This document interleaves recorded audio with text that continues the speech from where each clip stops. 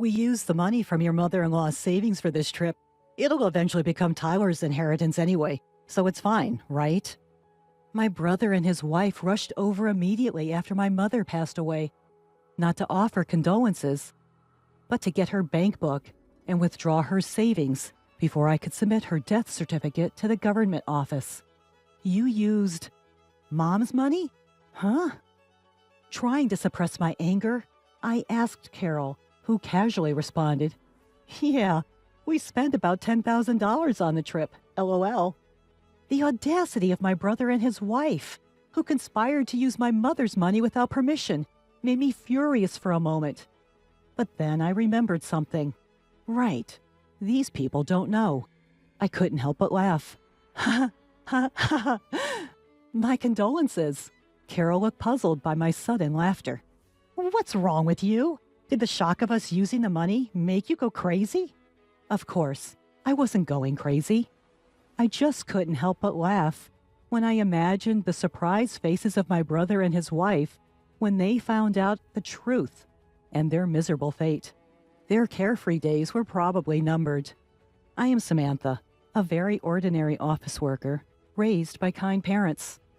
My parents were always good-natured, constantly thinking about what they could do for others. Their kindness sometimes led them to being deceived or burdened with unfair responsibilities, but I admired them nonetheless. However, my brother Tyler had a completely different personality. He was always calculating what was beneficial for him and acted accordingly. To him, our parents, who would go out of their way to help others, were incomprehensible. As Tyler grew up, his rebellion against our parents intensified. In high school, he began to demand more money from them, saying, "If you can afford to do something for others, you can give me more allowance." Despite accepting Tyler's personality, our parents never changed their beliefs. Their unwavering character only frustrated him more. Tyler's negative feelings towards our parents only grew stronger in college. Taking advantage of the fact that our parents paid for his tuition, Tyler spent his college days partying and eventually failing a year, which caused them trouble. Parents should naturally devote themselves to their children, right? Or can you only be kind to others, but not your own family? Tyler continued his selfish behavior with such justification. I once heard him brag to his friends, "My parents are so gullible, LOL." After graduating college, Tyler moved out and started living on his own. Although he left home without notice, he complained, "I can't live a decent life on my first paycheck," and kept coming back to our parents' house to get living expenses before returning to his own place. Our parents worried about him and kept giving him money as requested. When I got a job, I decided to support our parents financially in place of Tyler. "Samantha, it's your hard-earned money, so you can use it however you like." Although my parents said this, I wanted to help them, so I continued to give them money as if it were their grocery expenses. This lifestyle continued for several years, and Tyler, who only showed up to ask for money, unusually invited me and our parents to a restaurant to talk. At the meeting place, a beautiful woman was sitting next to Tyler. "Dad, Mom, Samantha. Let me introduce you. This is my girlfriend, Carol." The woman introduced as Carol bowed her head slightly. "I've decided to marry Carol. We'll be busy preparing for our new life and the wedding, but I hope you'll support us." I thought support meant something like, "Please take care of Carol." But it seems my older brother had a completely different idea in his head. He asked our parents to pay for his wedding and new home. Knowing our parents' inability to say no when it comes to helping others, he skillfully persuaded them to cover all the expenses. Even after the wedding and the purchase of the new home, he continued to get money from them. Carol, his wife, became accustomed to this and started living more extravagantly. However, this lifestyle didn't last long. Our father's health deteriorated, and he was hospitalized. Even with insurance, hospital stays are expensive. To ensure our retired parents wouldn't struggle financially, I suggested to my brother that we both share the burden of the hospital bills. "I've been living at home and getting help from Mom and Dad, And you've received a lot of financial support from them too, right? This is the time to help them out. But my brother didn't agree. What? Why should I? It's Dad's fault for not taking care of his health. He neglected himself while helping others. That's his responsibility. After that, my brother stopped visiting our parents' house altogether. Neither he nor Carol visited our father even once while he was in the hospital. My mother and I desperately took care of him, but he passed away. Even when we informed them of our father's death, they didn't help with the funeral arrangements. They showed up briefly at the funeral, but didn't greet our relatives properly and left. Our relatives looked at them with disdain, but they probably didn't care. My mother, who had bravely acted as the chief mourner during the funeral, began to lose her energy after the funeral, clearly affected by the loss of my father. Tyler, Mom has been feeling down lately. She wants to see you. Can you visit her at home sometimes? When I asked my brother, he thought for a moment and then said, "By the way, what happened to Dad's inheritance?" "It all went to Mom. It seems they had decided that's what they would do when Dad was still alive." "I see. So Mom has the money now, right?" Feeling a bad premonition, I warned my brother immediately. "Like I said before, Mom is mentally weak right now. Don't try to take her money, okay? I want you to come and cheer her up." "What's the point of going if I can't get any money? It's not worth it." When I insisted that we wouldn't give him any money, he never visited our parents' house.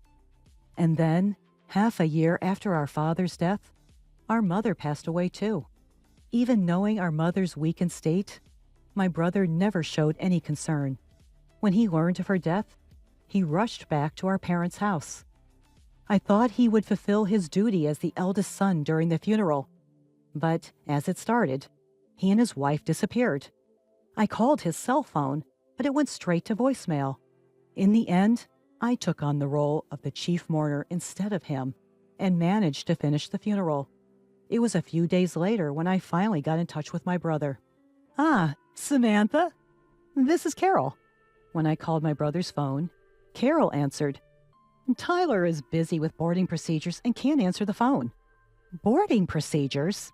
Carol, where are you?" "We're at JFK Airport. We're leaving the United States in a few hours, LOL. "Are you leaving the United States and going abroad?" "Yes, we're going on an international trip." I was surprised at my brother and his wife's decision to go on a trip abroad, right after our mother's death. But I was even more shocked by what Carol said next. "We're really grateful to our mother-in-law, you know. Thanks to her, we're able to enjoy this luxurious trip abroad. Haha." "What do you mean by that?" "Well, we used our mother-in-law's savings for this trip. It was going to be Tyler's inheritance anyway, so why not?" "From Mom's savings? How did you get that money?" "When we visited her house, we borrowed her bank book and seal. We knew we wouldn't be able to withdraw money once the death certificate was submitted, so we hurried." The real reason they rushed to our mom's house after her death was to get the bank book and withdraw the money before I submitted the death certificate. "So you use Mom's money?" Trying to suppress my anger, I asked Carol, and she casually replied, "Yes, we already spent $10,000 on the trip expenses. It's a good thing Tyler's plan worked out." For a moment, I was furious at the audacity of my brother and his wife for using our mom's money without permission. But then I remembered something. That's right. They don't know. I couldn't help but laugh. Serves you right." Confused by my sudden laughter, Carol asked, "What's wrong with you? Did the shock of us using the money make you lose your mind? Tyler is the eldest son, so it's natural for him to inherit more, right?" Laughing, I answered, "Sure, that's fine. I'll give up my inheritance so Tyler can inherit everything. That was your plan all along, right?" Upon hearing this, Carol happily said, "Oh my, you're quite understanding." "By the way, please make sure to arrange for all of Mom's mail to be sent to your house from now on." "Don't worry, it's a simple task. I'll let Tyler know." Carol hung up the phone cheerfully. I didn't hear from my brother again until they returned from their trip. Samantha, Carol told me you're giving up your inheritance. Yes, but more importantly, did you handle the mail forwarding for Mom's mail? Yeah, I took care of it as soon as we got back. Good to know. You're not going to change your mind later, are you? You won't say you should have inherited after all? Of course not. I still believe my decision was the right one. Well, it's only right that I, the eldest son, inherit everything. Haha. My brother said this and ended the call in high spirits. But a few weeks later, he called again, sounding panicked. There's a collection notice addressed to Mom in her mail. What's this about? Oh, is it from the bank? Our parents always wanted to help people in need and would accept any request. This included money matters. If someone asked to borrow money, they would even borrow from the bank to lend to others or become a guarantor if asked. As a result, their debt grew more and more. The amount of debt was far greater than the savings, so inheriting would clearly put them in the red. Did you know about this? My brother raised his voice. You knew Mom had debt, right? Why didn't you say anything? There was no point. What? You're saying it's meaningless? You knew about the debt, so you gave up your inheritance, right? If I had known, I would have given it up too. That's impossible. Why the hell is it impossible? Tyler, you took money from Mom's bank account to go on vacation, didn't you? So what? What does that have to do with giving up the inheritance? It's a big deal. What you did is considered a simple acceptance of the inheritance.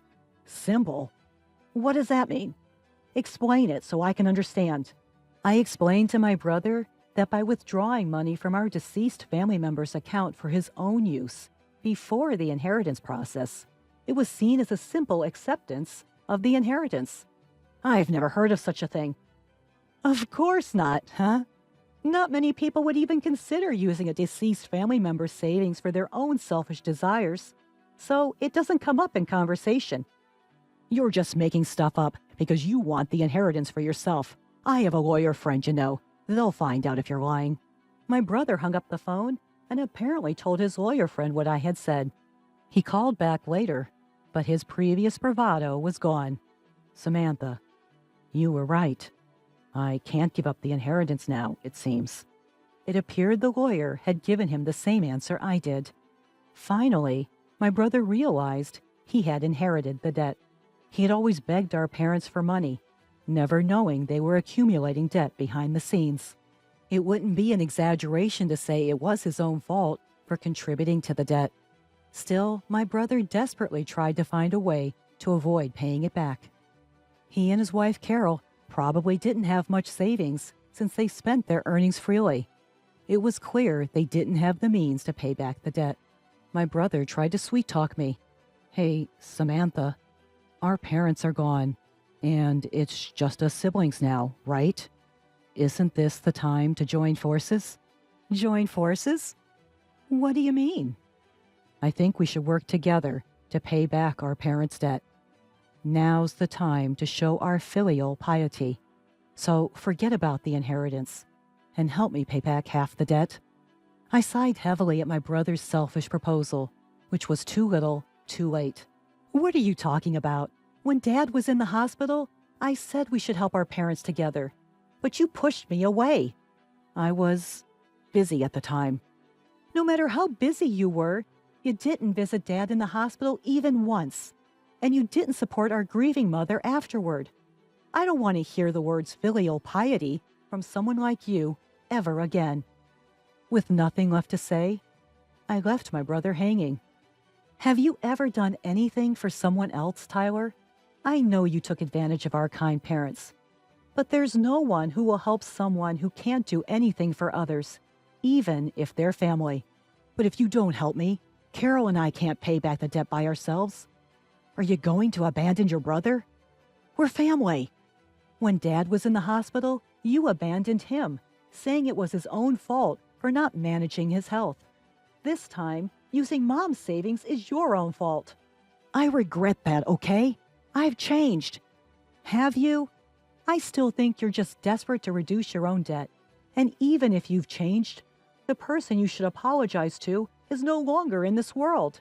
It's too late. I cut off my brother and hung up the phone. I had no intention of helping him after all the trouble he had caused our parents throughout the years. Afterwards, burdened with debt and unable to live the carefree life they once had, Tyler and Carol's relationship quickly turned sour. However, living separately would only cost more money. Unable to afford even the moving expenses, Tyler and Carol had no choice but to continue their married life together, bickering all the while. At first, they tried to save money and pay off the debt little by little from their salaries, but it didn't last long. Neither Tyler nor Carol could forget their luxurious lifestyle, and they would secretly spend money behind each other's backs, causing their debt to never decrease. As a result, they blamed each other for their inability to reduce the debt, further damaging their relationship. Their marriage continued to crumble in this vicious cycle. On the other hand, I finally found the time to properly mourn our parents. I remembered how, during our parents' funeral, countless attendees tearfully expressed their gratitude for the help our parents had provided them when they were in need. Realizing how many people our parents had helped made me feel even more proud of them. It was ironic that my brother, who had never shown any gratitude and had always caused trouble for our parents, ended up shouldering the debt that resulted from their acts of kindness. Even though they were drowning in debt, I still admired our parents for never giving up on helping others. With these thoughts in mind, I continued to pay my respects to our parents at the family altar every day.